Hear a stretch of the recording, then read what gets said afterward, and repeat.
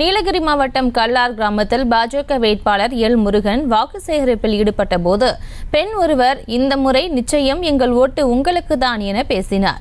இது குறித்த கூடுதல் விவரங்களோடு இணைகிறார் எமது செய்தியாளர் லதா. லதா, வணக்கம். மேலும் விவரம். வணக்கம்.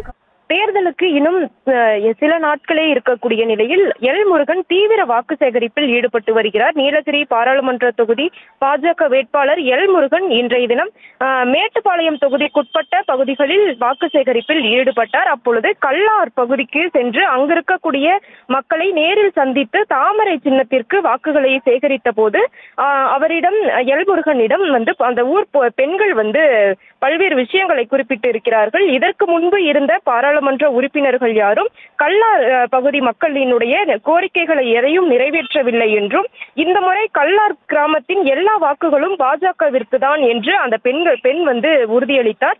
இதற்கு பதிலளிக்கும் வகையில் பேசிய எல் முருகன், இதற்கு முன்பு இருந்தவர்கள் எப்படியோ இருந்திருக்கலாம், ஆனால் நான் பொறுப்பேற்றவுடன் இந்த கிராமத்தை தத்தெடுத்து அனைத்து அடிப்படை வசதிகளையும் செய்து கொடுப்பேன் என்ற ஒரு உறுதியை அளித்திருக்கிறார்.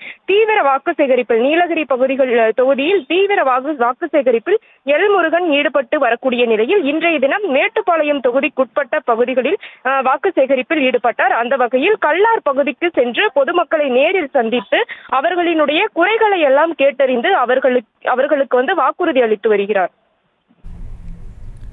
விவரங்களுக்கு நன்றி லதா. செய்திகளை உடனுக்குடனும் துல்லியமாகவும் தெரிந்து கொள்ள சப்ஸ்கிரைப் பண்ணுங்க.